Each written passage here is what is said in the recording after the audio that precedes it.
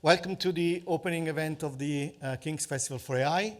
I'll just quickly introduce Professor Sir Bashir Al-Hashimi, who's a Vice President of King's, who's going to say a few words before our panel kicks off. Bashir.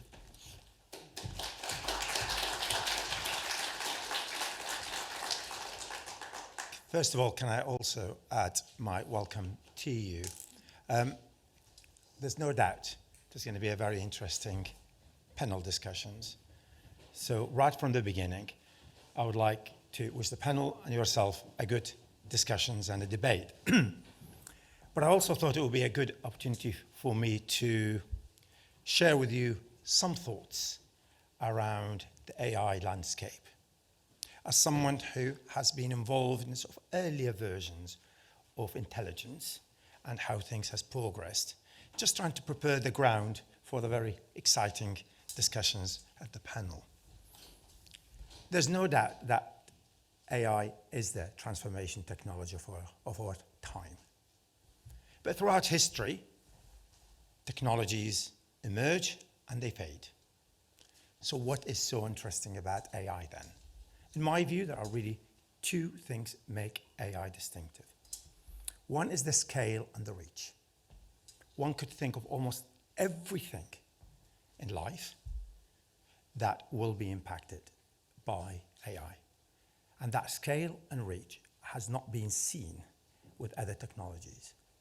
About 2 decades ago, I was involved in developing technologies that would make a mobile phone a reality. Even though it has achieved the reach, but it did not achieve the scale in terms of what it do to you. The other thing is about the broad spectrum of stakeholders. Often technologies get developed and then there will be users. Along the way, there may be some co-designing. I recall on my experience in the UK, Cambridge office, with a company called Arm, which has become a major company in the world. Our aim was very much to develop a technology that will make a mobile device a reality. There were no discussion with the users at all. AI emphasized the use of the users as part of the design. So one could think then of the AI in terms of at one end of the spectrum, it will threaten our existence. On the other end of the spectrum, it could lead us to live a better life. And there are things in between, of course.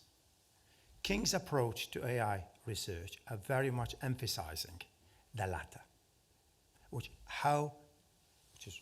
that's really interesting, is how can we achieve that goal in harnessing AI for the benefit of humanity? Over the years, terms such as responsible AI, trusted AI, ethical AI, compliant AI, human-centric AI, and the list goes on and on and on.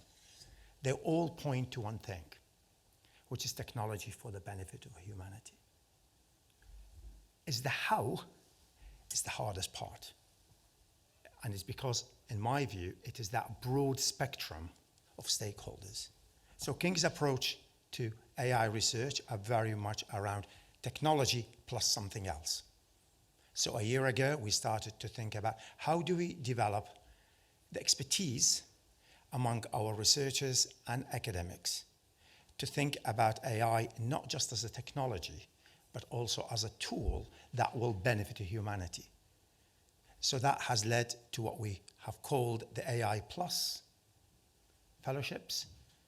We're planning to recruit 20, possibly 25 young researchers who will be excited by the multidisciplinarity.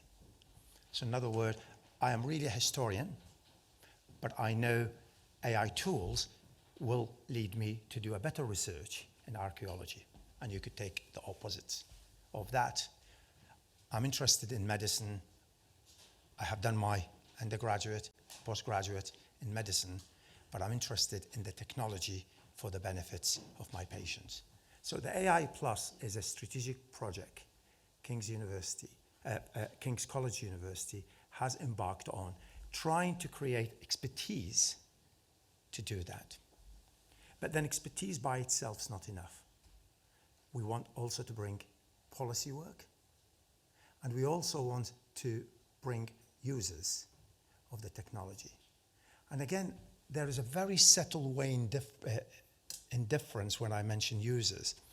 There are those who's going to be involved in developing the technology as end users, but there will be those who the technology going to be used on them without them knowing.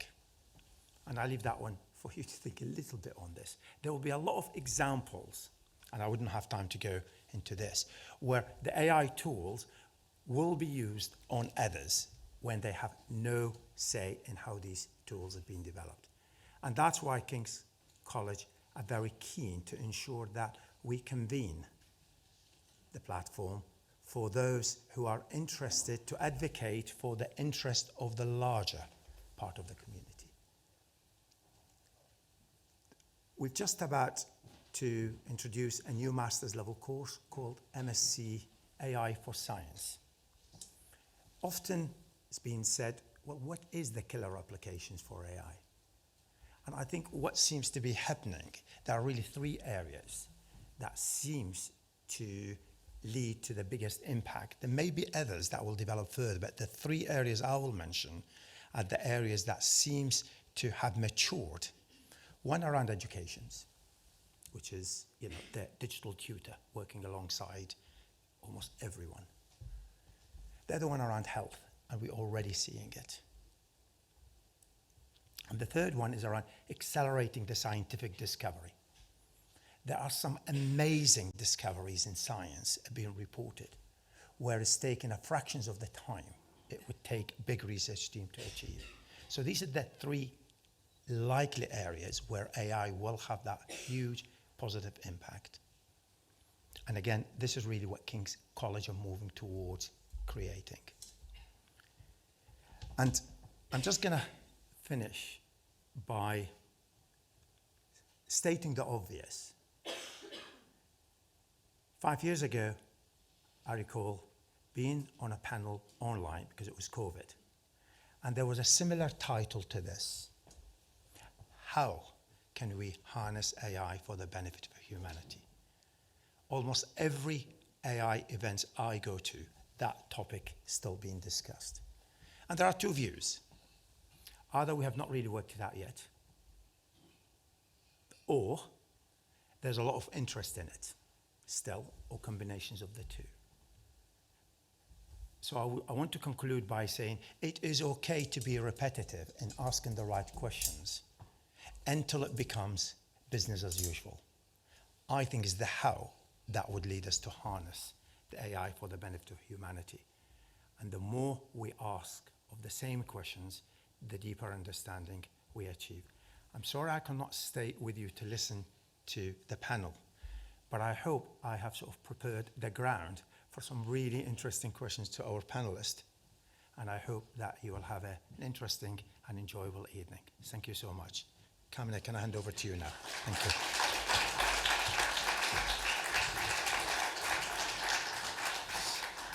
Okay, thanks, Bashir.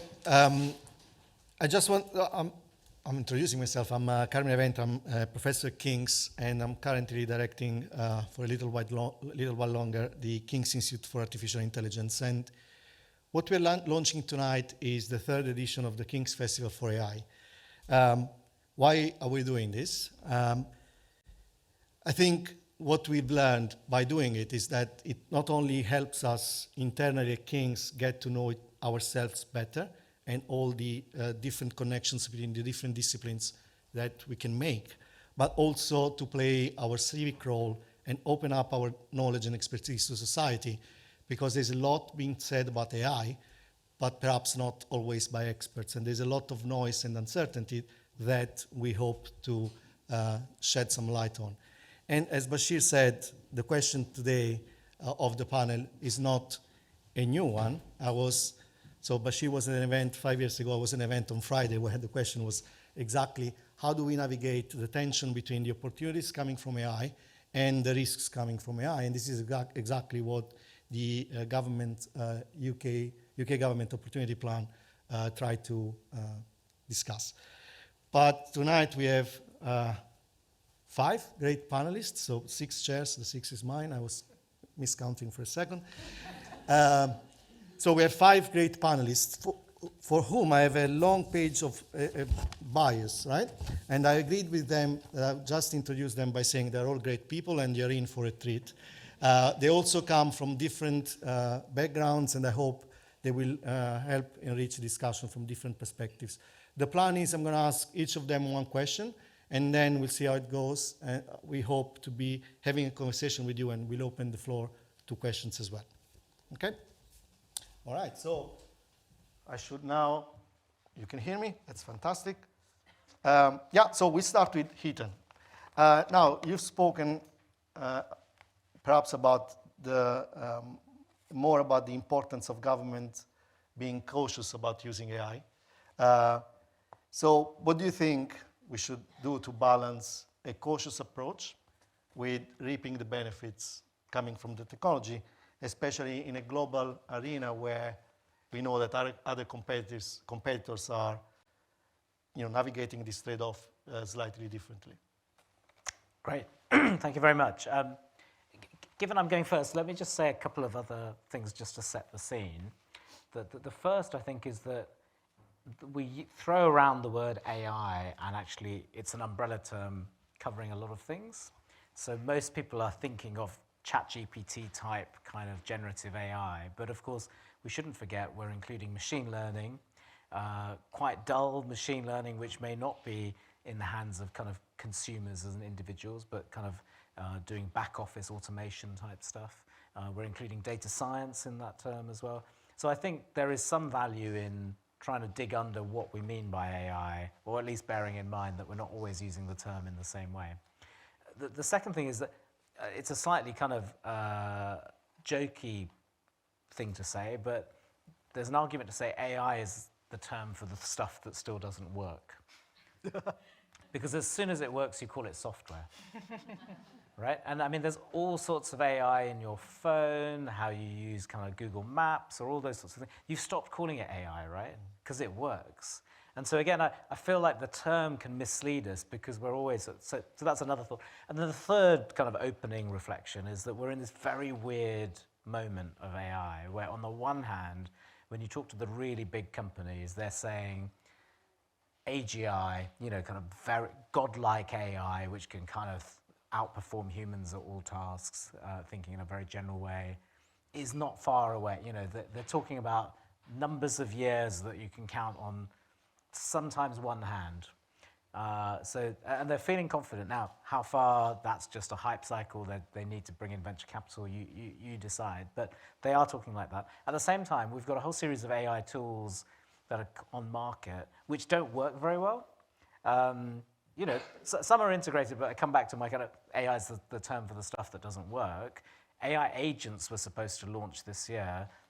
They haven't, when you talk to corporates, they say, and a colleague from Microsoft may say, no, it's going well. But, when I talk to corporates, they're saying, finding it hard, it hasn't quite kind of come off yet. So holding those two things, I think, is also quite weird in a way, to sort of, on the one hand, feel we haven't yet got really kind of integrated tools, yet it doesn't feel that far away if you believe the hype to have super powerful AI. So I just wanted to set some of that context, as it were. Then to turn to your question, how do governments get the balance right? I think one thing that is at the core of this for me is trustworthiness. So how do you create AI that is trustworthy in different contexts? I'll speak particularly in a policy context. Others will have other applications they want to focus on. But if you're government and thinking, how do I roll these new technologies out in the context of healthcare, for example, or in the criminal justice system, you want stuff that works. Now, there's money attached to AI. Government is a big procurer. So inevitably, people will pop up and try and sell you snake oil. It's just, that's just what happens, as it were. So how does government tell the difference between this is a good thing, this one works, and then this is someone who's just put together some garbage algorithm to tell me, predict social care crises or whatever it might be. So I think that kind of evaluative function for trustworthy AI is really critical, so that's the first thing. Second thing I think is the public participation. So at the moment, and Bashir spoke about this, but it often feels like the technologies are not being designed for us or to help us. I mean, a lot of the AI that we see in our kind of personal lives is around the attention economy, which may or may not be helping us, probably isn't, you know. So how do we ensure public participation and voice to actually design these services in a way that really help people with the lives they want to lead, not the ones that tech bros think we want to lead, for example. And then the final point, and this is a really dull one, you know, here we are, we've got 6 or 7, maybe 4 or 5 big technology companies in the States that kind of drive the market. That may have changed a little bit with the DeepSeek moment where China came up with a kind of a model that was built at a much lower cost. So that might change the dynamics of the market. But how does little old Britain trying to buy services face off against those big companies? And I would say the humble profession of procurement, which is sort of really seen as a kind of boring thing, becomes really important. So people in government who buy services need to get together. You need sort of super procurement department for the whole of government, which can go toe-to-toe with the big tech companies, so they can negotiate. So you're not picking off each NHS trust one by one. They're actually all working together, and they're working with the education department and everybody else to go toe-to-toe with the big tech companies. And also they're specifying more clearly what they want. So this comes back to, we shouldn't just be takers of the technology, we should be shapers of the technology. And so in health, for example, how do we design AI which will help us reduce inequalities in the system, find the people that are otherwise overlooked by the technology? Now, people will do that if you send a market signal that that's what you want. But I think right now, we're more behaving like we're the takers of the technology than shaping the market. I'll stop there. Thanks a lot for your input. And now I'll go to Elisabeth. We are not sitting in order, but that's to add a bit of diversity. So, you know, one big problem that we know about AI is that AI reproduces our own biases. And, you know, what I was wondering is whether you had any thought on how we can ensure that diverse voices are accounted for and we can mitigate for the biases. And yeah, so we can responsibly deploy AI. Yeah, thank you. Thank you also for the invitation to be here this evening. My research really focuses on diversity and inclusion, and particularly gender. And I started this big project looking at gender, the future of work, AI, automation in the autumn of 2020, when COVID has just hit and a lot of changes were happening. So while I had done my PhD on technology, I looked at computer programming traditionally in how gender matters in those professions.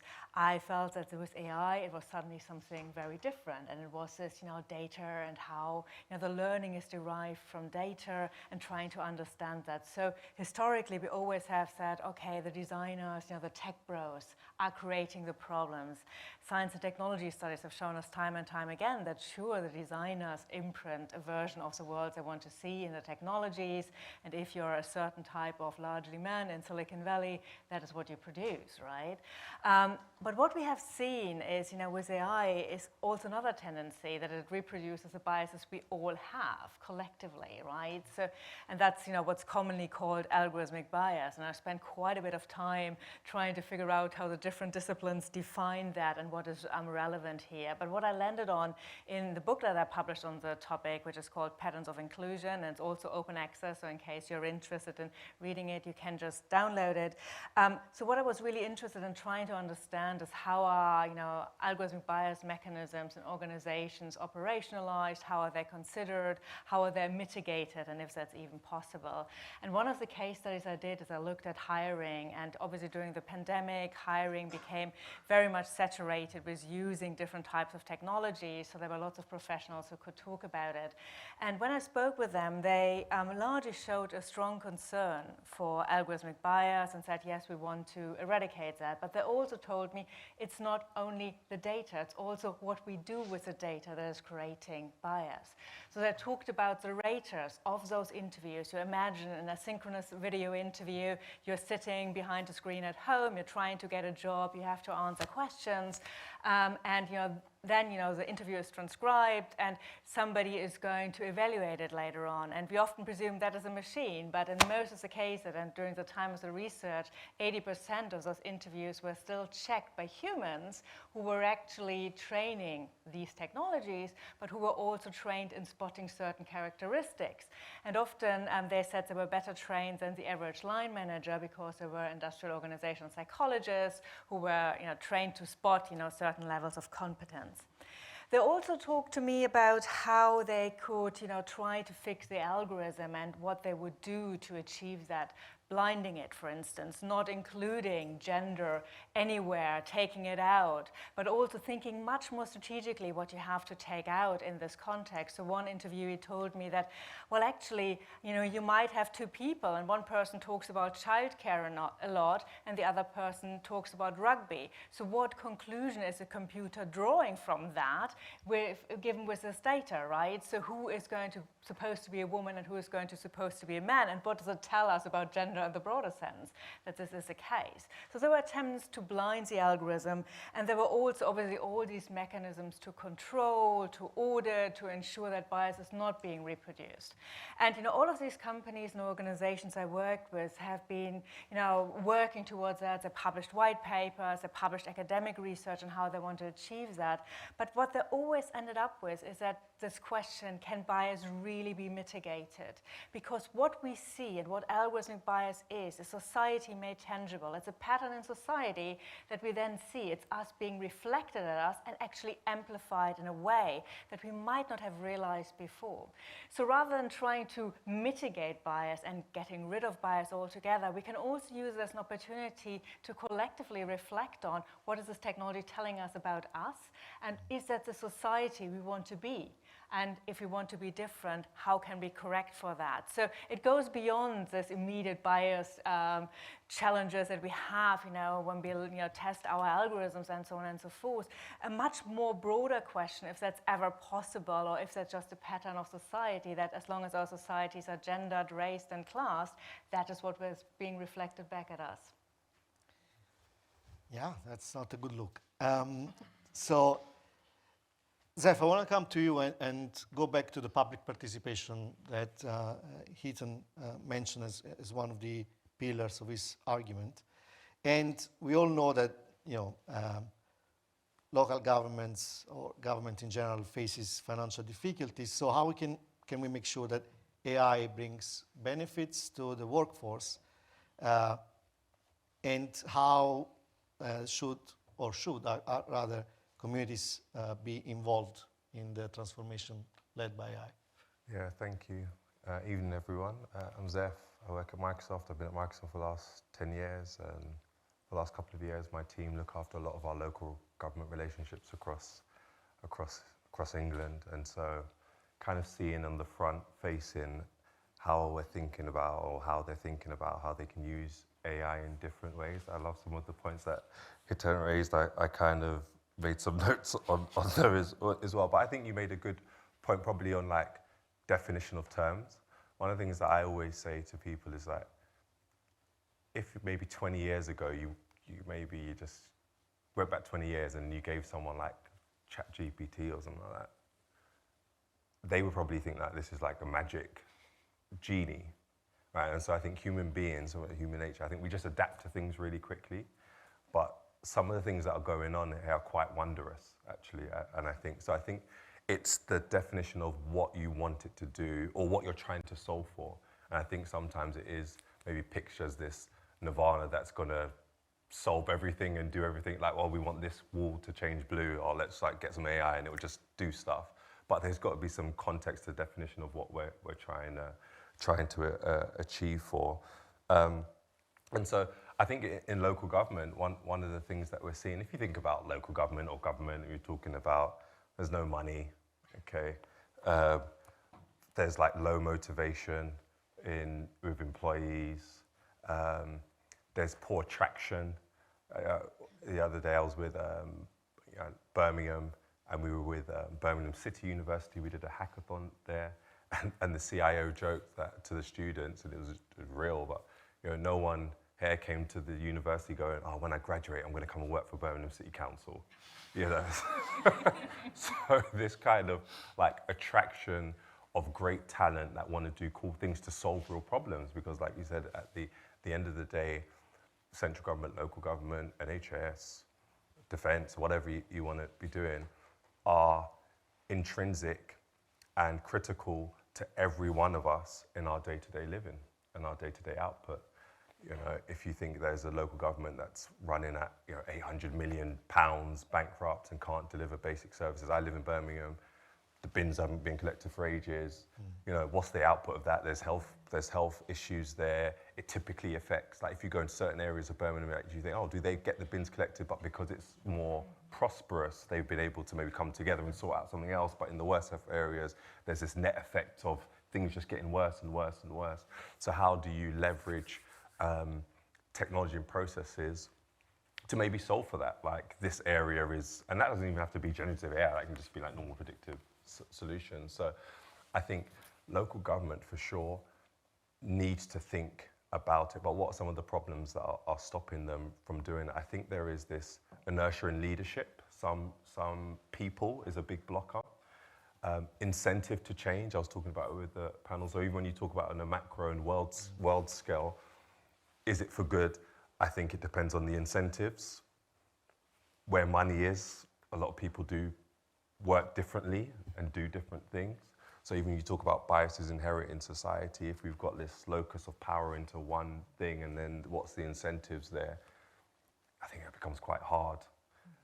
And then what's the role of government in policy to control, or even control would be like, why should they control it? But to maybe push us in the right direction.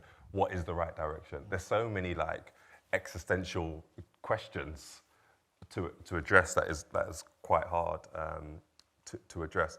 But I think at a basic level, one of the ways that I speak about local government is don't try to think about the AGI, what's it going to do, solve our things. Just think about the basic problems. And one of the basic problems, I think, is human productivity. Yesterday, I do a lot of work in our community. One of the community groups is organising an event. And then I said, all right, how are we going to organise it? They loaded up ChatGPT. And honestly, what probably would have been a couple of hours job, this is the idea. What do we need? Create a checklist. Give me 5 games that I can do. Give me the things. Something that would have, a productivity that maybe would have taken 2-3 hours. Maybe you missed something, goes down to 10 minutes. So I think there's things there, productivity of staff, productivity in the community, I think, are the things that we should be trying to solve for.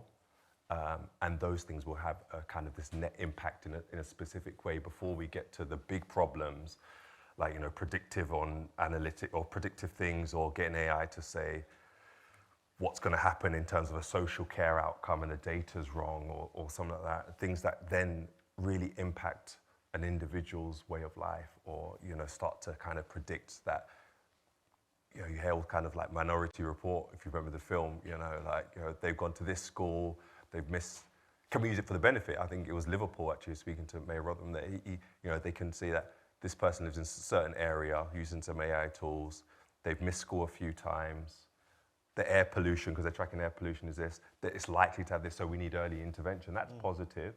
But then you can see on the opposite side where it becomes a bit Minority Report-ish, well, they've done X, Y, Z, and then bias comes in, well, how do you trust humans to just make a turnaround and a change because they are just humans, and it doesn't mean like a algorithm to predict it. So I think these are all the problems that local government are facing. But I would just say low-hanging fruit. What can I solve? Just my basic employee productivity, my basic processes. Can I get my data sorted? Can I get the bins sorted and delivered? Can we get the potholes fixed in the roads? Can we know when, like those basic things that we can help? Can we write CVs quicker? Can we do all of that stuff? If you can solve for that, then we can start to think about the bigger things as we go along. Thanks a lot. So, and now, Robin, I want to come to you with a similar question about engagement of the public in healthcare. And Zeph was making an example of the preventive intervention on some particular kid missing school. But we know that certain communities are less likely to engage, which means that our data is skewed, which means our intervention may not be the right one. So what's, in your experience, ways in which we can fix that in the healthcare domain? Yeah, sure. So this is something that I've been fortunate enough to be able to think about for quite a long time, because I've worked with patients and clinicians and academics and whatever on healthcare AI. And the way I try to pose it to myself and other people is, if you had a lump on your chest, who would you tell?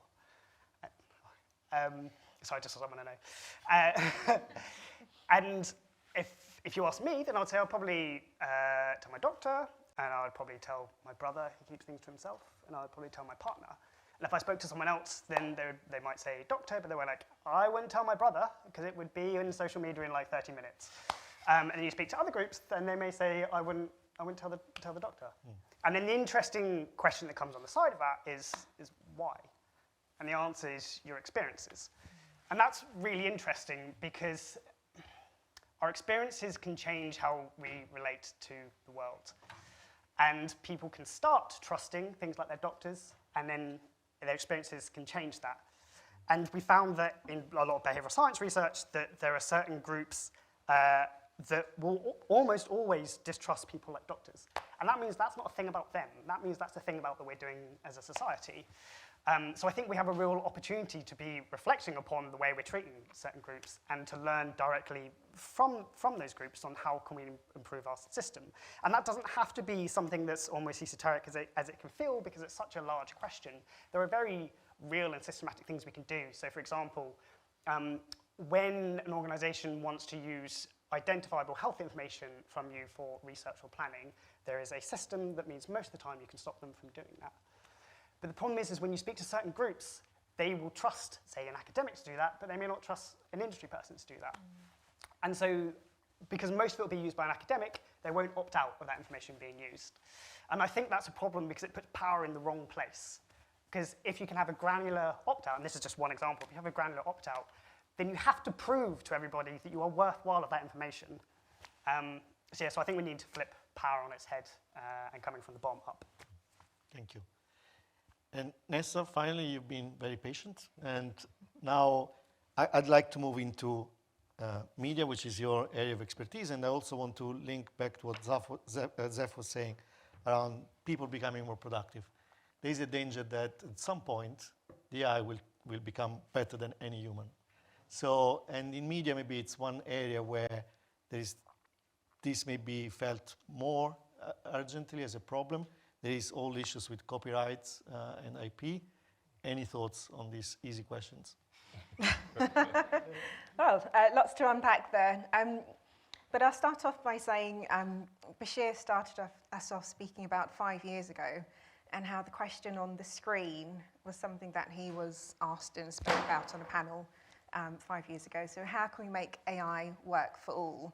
And even though this is a reoccurring question that keeps coming up, I think what's different when we're asking it 5 years later in 2025, and as you said, you also had a similar question, it's now that we have had this experimentation period within this 5 years, it's how can we now make it work for all?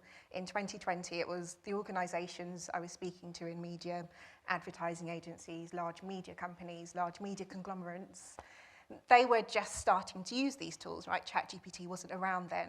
A lot of these digital tools didn't have the advancements that they do now. So speaking with these individuals, there are different things that occur, and I think sometimes there are the wrong questions that are asked. I do lots of consultancy with these organizations, and it's always, what is the opportunity? And I think Zeph and others have already touched on this, but it's not about what is the opportunity, it's about what does the organization need, what does your job role need? And some of these difficulties are, well, we have these conversations, is AI going to take my role? Because there's so much about the creative industries, intellectual property. So those questions need to come first. But as Elisabeth was saying, it's also about thinking about our staff and the diversity of our staff, and how do we identify biases within the actual tools that we're using? How are we training our actual staff? And as Robin just mentioned, it needs to be bottom up. Right, there's no point in management. The majority of the time when I go into these meetings, it's management saying, hey, we want to introduce this great new tool, we want this new agent, we want this chatbot to do the job for us. And a lot of the time they haven't thought about the right types of prompts that they need to put in. They haven't thought about actually what does this say about our intellectual property within different countries if they're an international company. So it's sort of these questions that we needed this period of experimentation to come back to this question of how can we make AI work for all? Because it doesn't work for all. Some people are worried about their jobs. And we were speaking about earlier, some people aren't worried enough and not making those changes, particularly within the creative industries and the media industries where they're having some of the most rapid changes with their jobs. Some of the other issues that I've come across in the past couple of months in particular is thinking about the value of work and labour as well with these workers. I'm sure, Elisabeth, you've come across this in your work as well. So, for example, if you're a service industry provider, I think, Hetan, you mentioned the attention economy. So if you work in an advertising agency, if you work in PR, and your labour is literally the amount of hours you're putting in work-wise for a client, a lot of that is being stripped down as well. So it's thinking about how do we adapt within these industries to make sure that it does work for all? How do we upskill and train staff within different industries, and this isn't just one particular sector. And I think that's why this panel this evening is great, because we all come from different sectors. It's how we collectively come together and think about making it work for all. Fantastic, thanks a lot. So as promised, we finished with our question per panelist, and now we'd like to open the floor to any questions. Don't be shy. Yes, please. Do we have I think we're going to get a mic, because this is also hybrid. Yeah, so can we get a mic there? Thank you. Hi there. Simon Tanner from Arts and Humanities at King's. I keep going to things where industry says 80% of industry wants AI skills. And then I ask the question, which AI skills?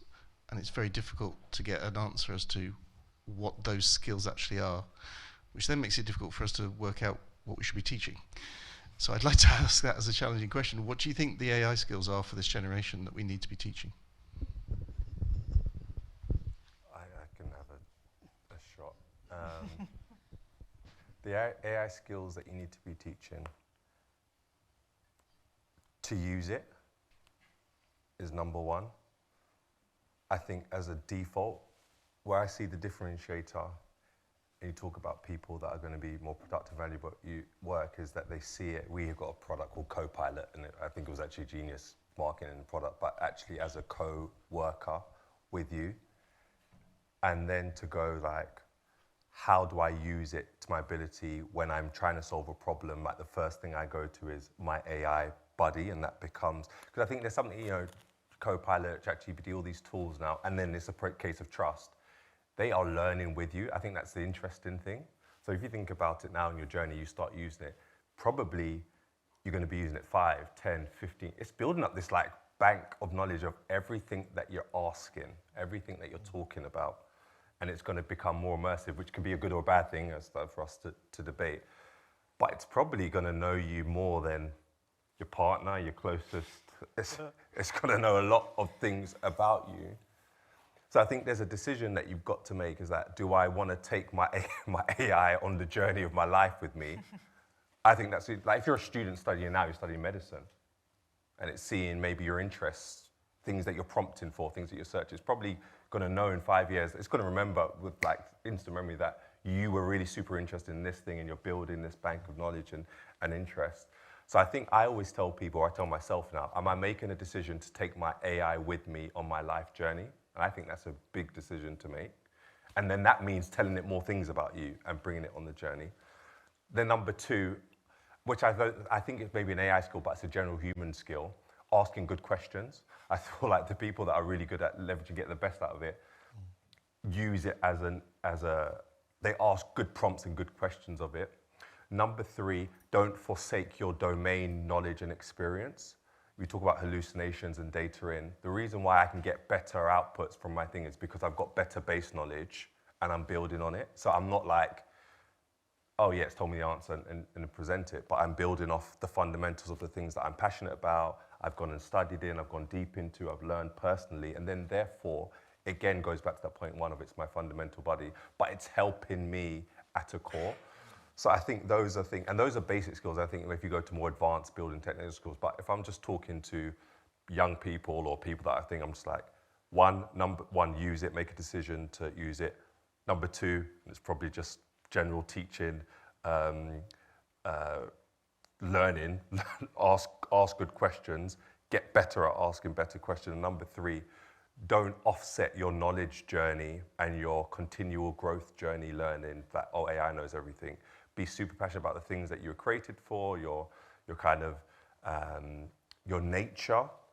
Build on that, go on that journey and use it to augment and supplement. So that's the things that I would fundamentally talk about in terms of AI skills at this current stage. So is it okay if I come in and I want Sure, to of course. something that you said and then get hyper-focused on healthcare as a case study. So I thought it was interesting what you were saying about taking it on your journey over several years. Because I see people doing this, and something that scares me about it is people often don't think about the digital footprint of the people that's around them. So often I see people putting information about their kids in there. And that's a choice that their child hasn't made, and they're going to have to live with. Yeah. But that's a side conversation that maybe we can dive into another point. But the question around skills is something that has plagued healthcare for a while with AI. There's research that pops up everywhere from the US to Kazakhstan's, where they ask clinicians in training, do you have enough training on how to use AI? And the answer is always no.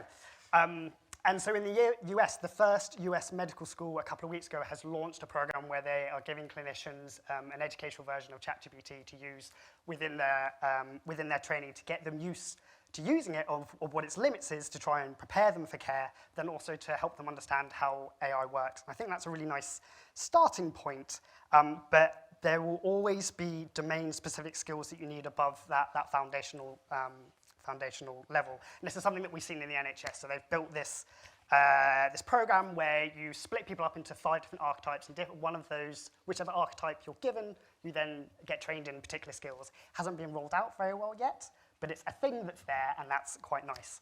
But even then, that doesn't fill in all the gaps. The final level is having on-the-job skills. So I lecture every year to clinical AI fellows, and they love it because it's this sought-after program where you learn about to use AI in the NHS. But the thing that they really love about it whilst doing it on the job is that their time is protected to do it.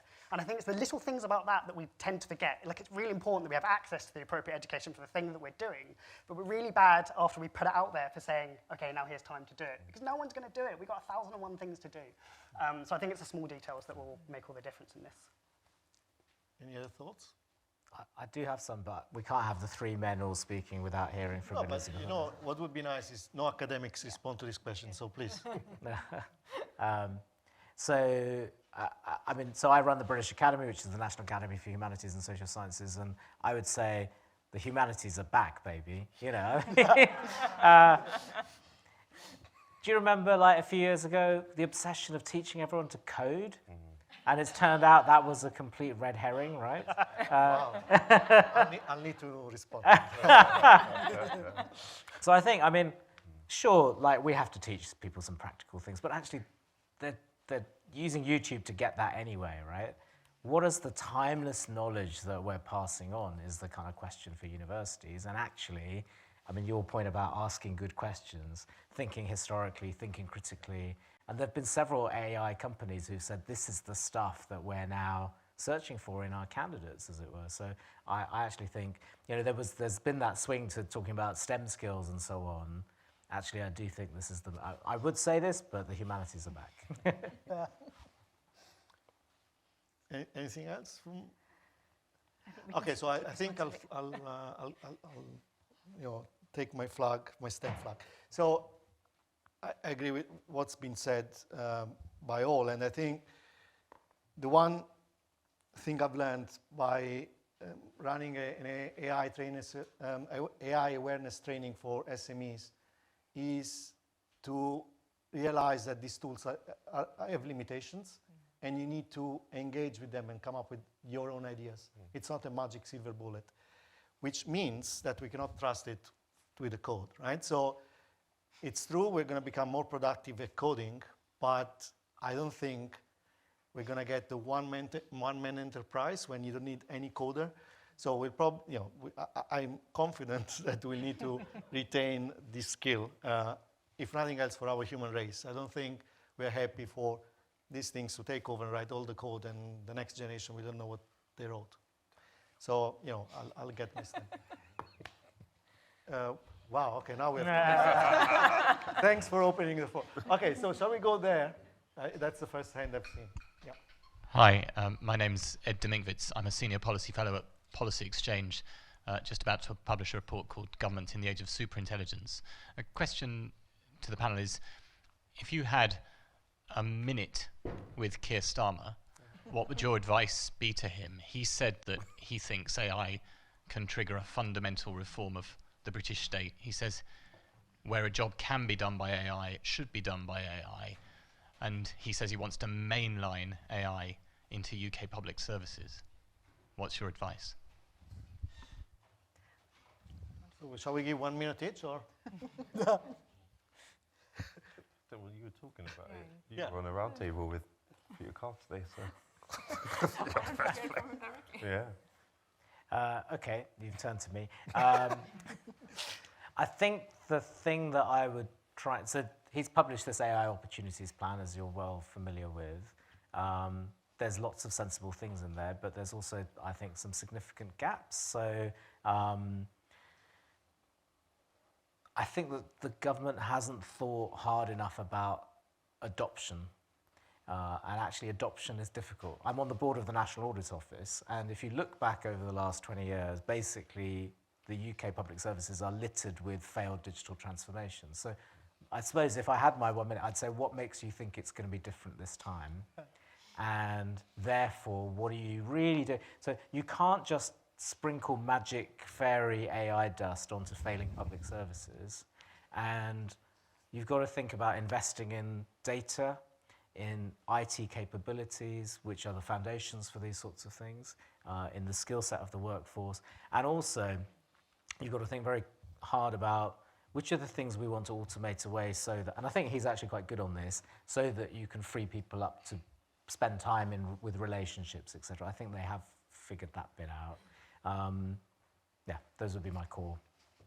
Any other takers? I would say you've got to, human beings like incentives, you've got to incentivize the right people, the best people at all levels, leaders, implementers, to want to come and work in public services, because I think the incentives don't lie there, and so a lot of the people, and both financial incentives and then maybe pace to get things done. So a lot of the people that can make the change come to places like Microsoft to go and work, frankly. So I think that's what I was saying, is like, how are you going to get the best people to want to come and work and to deliver this change?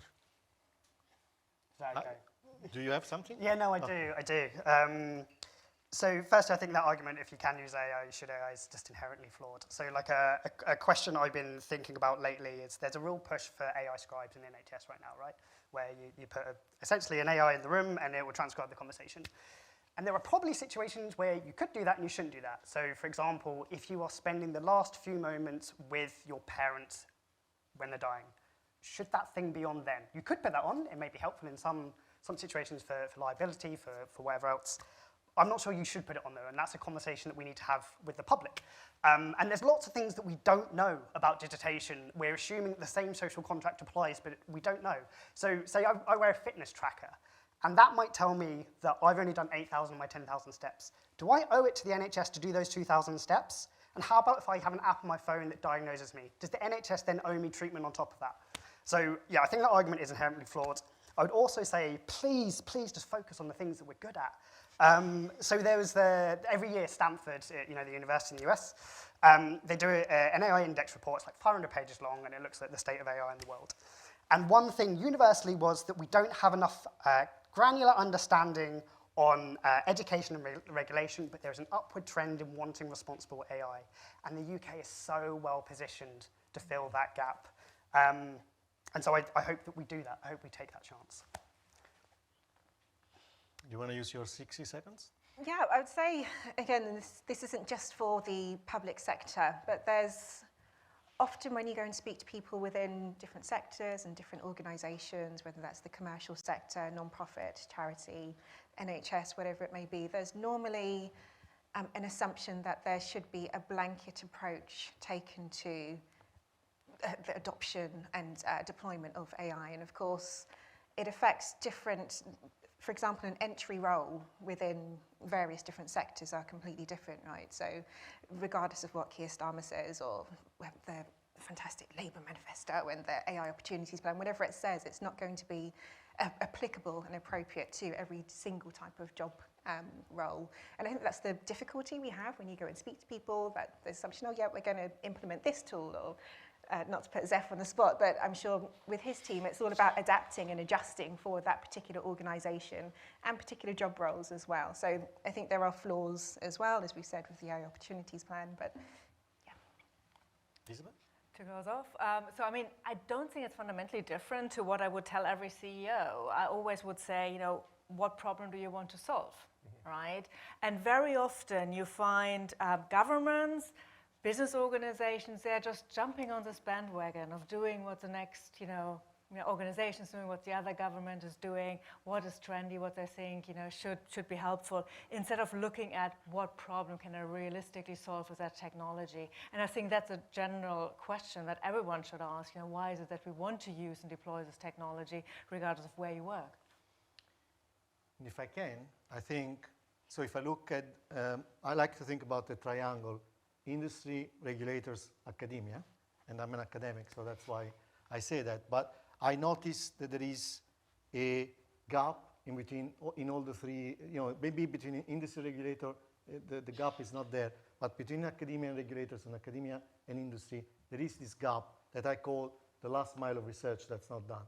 With industry, it's because they don't have the resources, they're busy doing business as usual, and of course, I cannot translate what I do in the lab into actual products because I don't have access to their data.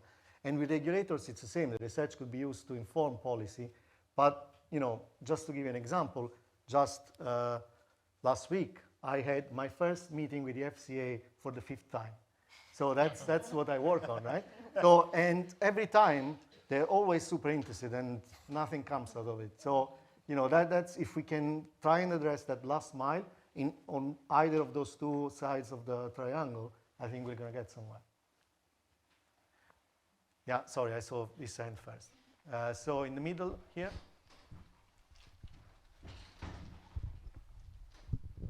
My name's Nessa Burke. I'm from the Department for Science, Innovation and Technology. Here in a personal capacity, though, so please no policy questions to me. We've heard from 2 speakers today already touching on regulation, and particularly in the international climate, this is very important. You say there's opportunities there. The EU's AI Act is deemed as unenforceable by big tech companies, and the US seems to be opening up the doors with very little interest to monitor what's going on. So we've got an opportunity in the UK. What could that look like? Love it. Is that me? Yeah, I mean, but also Carmine mentioned it as well, and I'm very interested in how bias could affect things like that, so. Sure. Yeah, so it's been a really interesting space, right, where prior to the recent US administration, there was this spectrum where there was the EU Act, the EU on one side, the US in the middle, and then the UK on the other side. And then the US administration happened, the Biden executive order was rescinded, and then a vacuum was emptied that we could potentially fill. And I think we could easily fill that gap, because we have programs of work already going on. So like we have in the MHRA, the medicines regulator, we have the airlock, regulatory sandbox. And that's been really great at finding, for example, one of the projects I worked on with them, we found that there has been a requirement to look at automation bias for quite a long time within the global standards. So a clinician over-relying on an AI product, but nobody's doing this globally. And so we're in a position to fulfill in that gap, which I talked about with the Stanford AI Index, and there's also been a health-specific index as well that's found the same issue, where we put out that guidance, and we could be world leaders by setting the standard, kind of like the Brussels effect, but with some nuances. Yeah, so I think there's an obvious vacuum that we're already doing the work to fill there. So I think, please. Yeah, I think it's a great question, and for those of you that don't follow the regulation, which good for you, because I mean the European Act was very much formulated about the riskiness of the technology and categorizing the technology by riskiness. And as soon as ChatGPT came out, they suddenly realized they'd made a mess and this was a bad idea, but it was too late. And the European processes are such that, now they're trying to get themselves out of that fix by, it's the codes that sort of decide how that's interpreted. They're swinging towards our model as far as they can. Now, our model, there was a white paper from the previous government, which was actually really sensible. And actually, I said to Peter Carl last week, you've forgotten your own white paper because you should re-embed that. It basically says each sector will feel this technology differently. What it means in finance will be different to healthcare, which will be different to education and transport. And so you need to take a sector-by-sector approach, but you need a principles-based approach because the technology itself is changing. And the principles are things like accountability, think Horizon and the post office, right? So you kind of need those sorts of principles. But how you apply those principles will keep changing depending upon the sector and the state of the art of the technology. Really, I mean, I have to say, I very rarely am positive about government policy. It's not a political point. I just think this is one I've always said was really good. Where they failed is to operationalize it, I think, because the follow-through to the regulators has been relatively weak. There's no further funding for any regulators to really think this through. And there are some, basically the basic approach has been to say each sector will have its regulator think it through. Well, who is the education regulator that you have in mind? Ofsted's certainly not going to do it, but edutech is kind of really taking off. So those gaps are also not being filled. So I think if the government actually saw through its own logic. Yeah, and I wanted to say something just very similar. And for me, in the whole piece, if you look at the opportunity plan, they talk about sector champions. And I think if those posts are properly resourced in terms of also personnel, I think that could be exactly the way to achieve that sectoral approach. That's also Nessa was mentioning earlier. That's an opportunity. We had, okay, so second row here. Thank you. Hi there, I'm Tammy. I work in public policy at The Guardian, but I'm also here in a personal capacity, so don't ask me about that company. So lots of media organisations have created guidelines about their use of media, and there's always the phrase, keep the human in the loop. I included it in the set of guidelines that I wrote at ITN. I'm slightly embarrassed by that phrase now because I think that I put it in a fairly sort of trite manner without really thinking it through. And actually, the more that I learn about human beings, the more convinced I am that if they're not involved in the creation of something, they'll just give it a kind of cursory once over. And we know that AI hallucinates. We know that there are biases. So almost sort of bringing in the behavioral psychology aspect to this, how are we going to train humans to stay in the loop from what can look like quite superficial and helpful AI? That's a good question. Yeah, I mean, I'd be happy to start off. As someone who works with lots of media companies, I work with lots of big companies, newspapers, kind of television production, they all have this question. And the larger companies actually develop and kind of create AI teams, either with the teams that they already have or they recruit specialist people to consider this. And as part of this, there's lots of organizations now that do AI fluency training. And this is all part of this kind of human-computer interaction, which is supposed to completely remove biases. And of course, we know that's not possible. So as part of that, I have seen examples of good practice. And this is not just about having a one-off training. It's about how do you do bias audits? How do you train your team to, we were talking, I can't remember who was speaking about hallucinations earlier, to identify hallucinations. How do you identify when a creative product isn't working?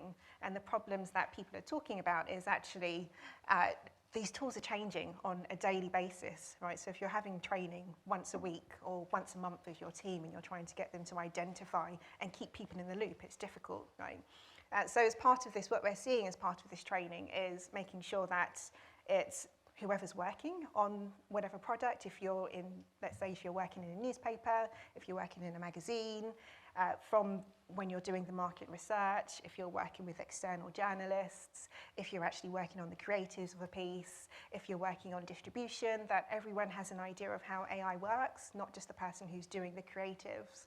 So again, it's a difficult question. Again, it's one of those things where it depends on your sector and your industry, but the organisations that are doing it best are, it's not just one person at the top that's doing the overseeing, it's the people who are using and is affected by the AI who are at each stage being implemented, and that's where the human comes in. Please. So yeah, I mean, thank you for this question. And Nessa already kind of talked about a lot of these things, very eloquently. But I would like to add is, from a wider perspective, the human in the loop sounds really good. We also hear that in hiring, right? So we should have, somebody in there. We should have somebody who, in data labeling, we need humans in the loop by design. And I think it's a, fascinating idea. But the first thing is, obviously, humans are biased themselves, right? So this idea that a hiring manager is unbiased, we have, let go of this idea a long time ago. The second question that I found also in my research, in what capacity has a human a right to even contest the decision of a machine, right? So very often, if you look at hiring decisions, there's so many people filtered out. By the time the human comes into the loop and the face-to-face interviews are happening, a lot of people are already excluded because these are massive rejection machines, right? And then, what does the hiring manager or the people who are interviewing then have to do to actually challenge these results? And I found that very few organizations have robust processes in that regard, right? So how do you speak back at the machine? I say, look at the 10 candidates you presented for me in a shortlist. None of them are actually fulfilling my criteria. We need to go back to the drawing board. And that very rarely happens, as you pointed towards, because a hiring manager, a line manager, super busy, is just rubber stamping whatever comes through, and only later on we notice the challenges that might be inherent in that. And another really important thing I've learned as well during my interviews is not always go for the top of your shortlist. Also sometimes do a bit of human randomization and try to pick people who are a bit further down the line because they might have exactly this potential and that you're looking for in terms of development that you might often filter out, right? And I think that's where the human element is particularly relevant. Not human in the loop to rubber stamp a decision, but actually to say, okay, are these still the people we want, or should we think about it differently? And that's the case with every AI decision that we are presented with, right? With every ChatGPT output, we as a human have to query, is it actually accurate? What can I, how can I augment that answer through my own knowledge? Yeah. Can I Just jump in? Yeah, please. And then I'll shut up for the No. I should shut up. So this is a conversation that's quite live in healthcare, because we talk about how can we pick it up, and so ideas get thrown around like, should we throw a curveball set of information to a clinician to then see if they react? But that's a really bad idea, because then you could then send a patient down the completely wrong pathway, very dangerous. And so I work for an organisation where we deploy AI in the NHS, so you can generate evidence to see if it works, and then use it in care, and then monitor it. And the interesting part of that for this question is that we monitor for automation bias in real time. And we recently did some research, and we found something that you find in other research, which is that the level of automation bias changes dependent on your expertise, but it still exists. And the fact that automation bias seems to be something that exists and you can't remove it because it's part of our human psychology makes me think it's something that we have to continuously monitor and then interject at certain points in time to address it. And what I wanted to add, so just before I came, I was subject to automation bias because I had little time. I was working on a proof, and then I went on the one LLM, not judge, other LLMs are available. And so the LLM came up with a response, and it made sense, and yeah, this makes sense. And I was writing the proof down. And then, it came up, it gave me 2 references that I never heard of. And then I kept questioning it. Mm-hmm. But I am now, let's say, an experienced researcher, so I shouldn't fall into that trap. And yet I had little time because I need to come here, and I did. So for me, the response is we should go back, and this is almost a citizenship skill, to doubt what the AI is giving you. Everyone should doubt. And I know especially, like in my case or the hiring manager's case, you don't have time. But if we impart it in kids, then the human in the loop will work. Otherwise, yeah. But that's my pet peeve, maybe. Questions online. Do you mind if Oh, I yes, merge sure. some of them together? Yeah, and also ask? we have an online audience. Thank you. So there's a question around the future of education and then another around the workforce. So I'm going to sort of merge them together as best I can. So to what extent do you think AI will reshape the future of education, and perhaps to extend that to think about sort of longer term upskilling of the workforce more generally? And what role could this play in addressing current challenges around inequality? I love the future of education one. Please. There was a story, you saw it was going on last week, where there's an AI school in the US, and their students learn for 2 hours a day, and then go out and do other fun activities, swimming, explore nature and stuff, and they're scoring in the top 1 to 2% of the thing. Now there's lots of questions, who are those students, if you can go to school, were they already in the top 1 to 2%, like whatever. But I think the concept is super, super interesting. And I've got 2 young children. I've got son and daughter, 5 and 7. And one of the things that when they ask me a question, going back to the thing, I tell them, go and ask Alexa or whatever.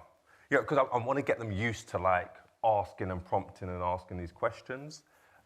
As well. There's another tool that my son started using, a maths tool called Synthesasia. It's kind of this AI type tutor that's kind of giving him feedback, and he wakes up in the morning and he's like, can I go and do my maths stuff?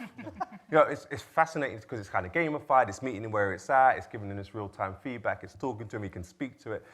It's kind of fascinating just watching the psychology of it all in play. And he's doing really well in maths in school. He's like, he's flying, he's top of the... And it's like, well, it's kind of fun for him as well. So I think there's a really big, broad question around what does education need. That's a really big one that needs to be answered. But there's obviously a case for the complete reinvention. At which age groups, I don't know, but there's obviously a case. But that's really hard and historical, because going back then to the question of the impact, one of the things that I think about is that I can have that type of conversation or tell him to do those type of things because I'm quite privileged in a certain sense, okay? So even like I meet people, I've spoken at schools and stuff like that, and sometimes education isn't just a case of access to tools. For certain people, certain communities, going to school is like childcare, for example. So it's not just a case of like, let's put them in some AI schools for a couple of hours and they can go and do some other stuff, because for where they are, the school is an outlet for something else that's more broader. So you kind of think about anything about like a business or a value chain or supply chain. There's more broader questions than just like, what is the actual purpose of education in the UK today and all the things that it touches? And there's so many things, especially when it comes to underrepresented group or underprivileged group, that it's more broader than just educational outcomes. Did they get a 9 or whatever it is in GCSEs these days, or an A, or whatever it is? It's more broader to like, where do they go? What's the area at? What's the outcomes we're looking to do? What's the access to tools? We assume that everyone can actually access tools or have the scope or the education, and it's not that at all. Is that the main thing? If someone's thinking about getting to school or health problems or eating, and we're saying, oh, you should use ChatGPT, you should use Copilot, this is not the thing that's top of mind for those people. So I think there's obvious things that can help, and there's an obvious reinvention in the education system, but it doesn't solve for some of those broader problems that are bigger than just educational learning outcomes. Yeah, please. On the kind of inequalities in the workplace, so one of our fellows at the British Academy, Darren Acemoglu, who won the Nobel Prize for Economics recently, he did a 2,000-year history of technology, and I mean, his basic premise is that technological advancements will often tend towards increasing inequalities because the gains are captured by certain groups, unless you actively try to go the opposite direction, as it were. So I think there is slightly that danger, and in a way you see it again with the kind of point that who has the money to be able to develop the models. You need sort of big firms, as it were, with big venture capital, etc. So there is that danger very much there. But going back to kind of something I said much earlier, if you actively want something to happen, you can shape the tools to point in that direction. So, for example, with the workforce, think about some of the problems we've got in our current labour market. Weak enforcement of the minimum wage. Now, if you used AI, if you actively said, right, we're going to use AI to find who are the employers that don't pay the minimum wage, but that's not currently, the political will isn't there, it's not on anyone's kind of radar, as it were. Or childcare is a kind of major issue, but you often hear about what are the applications of AI to childcare. Tends not to be one that comes up. And I think I'm going to take the last question. Let's go third row, because he's been waiting for a long time. Thank you very much. I'm Ben. I'm a research fellow at BMEIS and an associate of the Institute as well. So I'm very interested in a lot of what's been asked. I want to come back to one of the points, though, particularly this notion that if you've got a human, yes, the human makes mistakes, and you've got AI, yes, the AI makes mistakes. So if the AI makes less mistakes than the human on average, we should use the AI, right? One of the interesting upshots of that, though, is that there might be 1 million HR managers, each with their own separate biases, but maybe only 2 or 3 underlying models, and you get this very big risk that you're kind of creating this shadow in which certain demographics live in this model where they will get rejected by everyone all the time, or they will struggle to get insurance, or they will struggle to get healthcare. How do we build against that, given that people will have to use the same underlying models because of the expense of training them? Is it for me? I said I was going to be quiet, so... That's convenient. Oh, yeah. I can give like a base level question of maybe, I'll just give an approach of how we approach it. At Microsoft, you talked about responsible AI, we have a set of principles. And I think it also goes, which talks about fairness, equality, privacy, accountability, transparency. So I think those are all fundamentals to how we build. Then I think you've got to have, we talked about earlier about community and feedback to what the tools are outputting or what the impact of the tool is, or being open to like what I'm getting out and what's the data and the results showing. I think that's also fundamental. I think there needs to be, it's one of our principles, but accountability to some of the results. When you measure out like what's my output, what am I trying to solve for, what am I measuring, and fundamentally doing that is as well.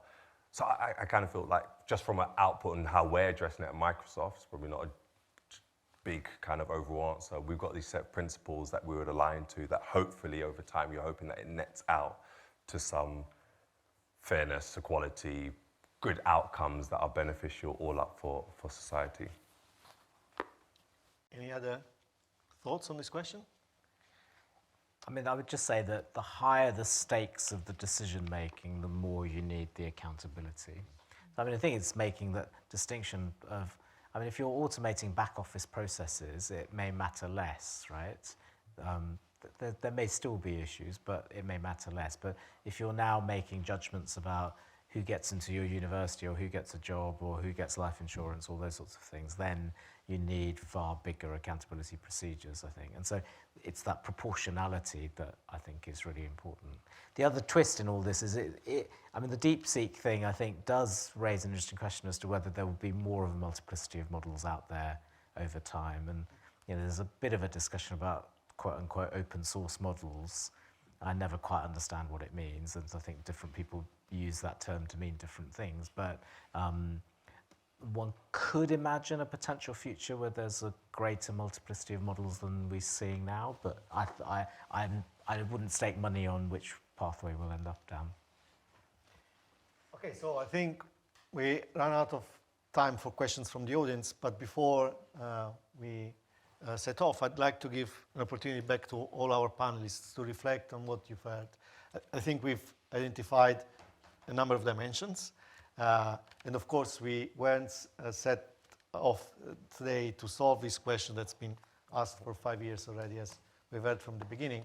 But any final thoughts, concluding remarks? And maybe we'll go the opposite this time. Okay, cool. Okay. Okay? Yeah. So I want to land back down on the bottom-up approach, but from a slightly different angle, if that's okay. So I remember a couple of years ago, I get invited to this, and I imagine other people have been in this position too. You get invited to this fancy Whitehall event, and it's like in this really nice room, and you talk about these really exciting topics. And I remember we were talking at the time about federated learning, so this idea that you keep data in the place it's supposed to go, and then you drop the algorithm into those respective places to train it. And there was this coveted idea from like a national level that we were going to do it in a particular way. And I remember listening and be like, this is not going to work. I know because we've tried it. But it wasn't listened to. And the argument back was, well, it just doesn't fit from a policy perspective. And then so it went forward, and the money was spent, and it rolled onwards, and then not seen anything about it for like a year and a half. And then you find the same thing across the board. Again, like we're going to fix the inequalities problems by doing X, Y, Z. But as I said, it doesn't come from the bottom up. So I really hope that we start looking at problems instead of solutions, and then building our policy that way. Thanks. Elisabeth? Yeah, thank you. Maybe I want to talk a bit about imagination and how we imagine these technologies to be as well. And one of the things that I found in my research is I looked at, how books on the future of work talk about this future. I spoke to a lot of movers and shakers in the space on, policy and so on and so forth. And one of the things that I noticed very clearly is all of these individuals and books that talked about certain professions that are in the limelight. You will know those, accountancy, lawyers, right? So these are the professions we are concerned about. But what I was surprised by is that these professions seem to be inhabited largely by white, middle-aged men who are also from a middle-class background and who will lose their ability to earn a family income because now new technology is happening, automation is happening, and these people will be out of a job. And there were kind of two things that struck me. First of all, we know that, accountants and lawyers are much more diverse these days than they kind of are presumed to be in those imaginations. And the second thing is there's kind of a lot of professions that we do not hear about, and those professions tend to be dominated by women, right? So the care professions, but also everything that needs what is often called the soft skills. These are often sidelined, not mentioned, and as a matter of fact, these skills are constructed as safe, right? It is said that if you have social skills, you will always have a job. And if you look at what's happening in care, if you look at what's happening with chatbots that are now used for coaching and mentoring and very socio-emotional type skills, I think we need to think much harder about what the future of AI and technologies might mean in the workplace. And we need to think about the multitudes of diversities that we are encountering, and just thinking about certain professions and having a certain image of who is the ideal occupant of these professions is probably misleading us. And I think we have to disrupt that continuously to ensure that we actually look at where those changes are happening, and often they happen in more surprising ways than we think, and that has to do with imagination, and because we can only create a future if we think about all of those things as well. Thank you. Is that? I think coming back to the question, how can we make AI work for all, is the big one, and just thinking about the whole chain of it, and not just the initial output we see, but the second order effects and the third order effects that we're gonna see. And I think with these things, you don't see it and then you see it. And I think we talked about accountability and fairness and transparency, and I think whether it's government, education, communities, whatever it is, corporations, the accountability to all is a big one for me, because no doubt there's going to be major changes in, I think, Africans, like society and what it is. And we talked about the inequalities that will come. And so that is down to the people that we have, academia, government, policy, or wherever it is, to really be accountable to the impact that it's going to have on society, and to consider not just the immediate, where the incentives are and the money are and the economic thing, but what the second and the third order impacts are going to be. Thank you. Nessa? Yeah, I'd say similar to what other panellists have already said. I'd say a priority definitely needs to be participation. It needs to be a participatory driven, a community driven initiative as to how we're seeing these tools deployed and also developed and innovated over the next several years. But going back to that question around education, I mean, I'm sure Elisabeth and many people in the room have this experience, and Simon mentioned earlier about how should we be educating our students, right? And at a university level, it's often very striking, that kind of gap in kind of AI literacy, but something we haven't spoken about as much today is kind of digital literacy as well. I think Hetan, you mentioned this as well, it's not just tool literacy that's widening, it's within schools you're seeing the differences. I mean, I've got 2 kids myself, and Seth, you've probably got this experience of your kids. There are schools that are struggling with just having basic computers, let alone AI tools, and when you look at the home, there may not be mobile phones, there may not be smartphones, let alone computers. So there are lots of gaps there that government, as we said, policymakers, academia, that we need to address. And it's quite striking as an academic. Every September that comes around, every new academic year, you do see those students where that gap is widening, and that's kind of a pressing concern. Thank you. Hetan? Yeah, so how do we make AI work for all? It feels to me quite plausible to sketch a sort of dystopia with AI, right? I mean, we've heard lots of the bits of it through the panel, but you look at how certain big companies, some, for example, that we've all got on our phones and use to order parcels from on a regular basis, but I'm not naming any names, use digital tools to highly surveil their workforce. So that it's not that we're being replaced by robots, but we're turning into robots in the way that we're working.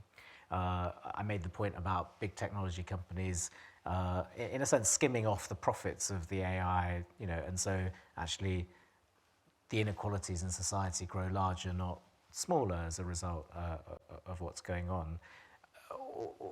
And then we haven't talked about the environmental costs of AI at all on the panel today, but I think there is potentially a big sustainability issue, although it can be a little bit overblown in the media. So I mean, I think you do need to look at it, but depending on how it develops, and I think localized environmental impacts are the really important ones, actually, probably, that rather the data center really impacts the local geography, even if the sort of cumulative impact is not as big as perhaps sometimes people imagine.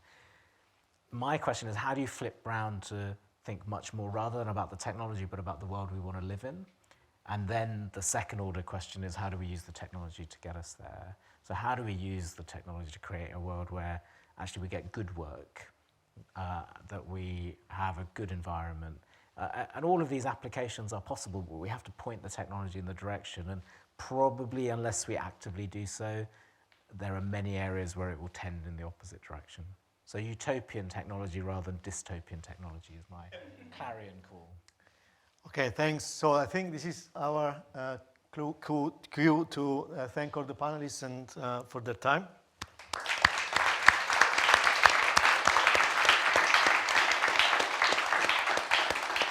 So I would also like to stress that in the remainder of the week, we're going to have sessions on many of the topics we've discussed, on sustainability, education, healthcare. So I'd encourage everyone here and online to check the program.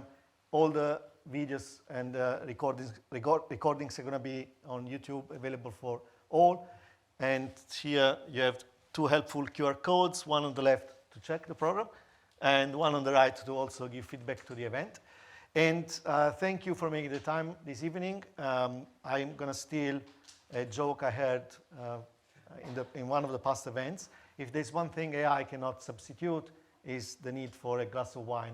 And you're welcome to join us outside for a glass of wine. Thanks.